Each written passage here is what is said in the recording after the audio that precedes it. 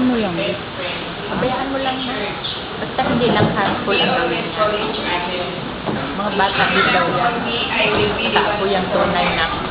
Yes. Sana ay feeling fine.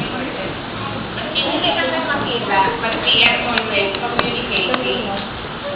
So, ako, I wish you the best in life. Good health. And let you know that my family is also praying for your health, good health, and also for your protection, for your daily provision in life. Masaya ko to look at you this way. How I wish I will reach 80.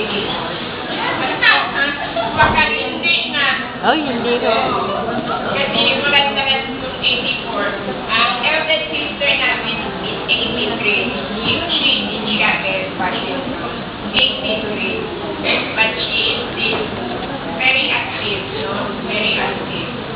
So, I challenge the elders in the church na just don't think about our age.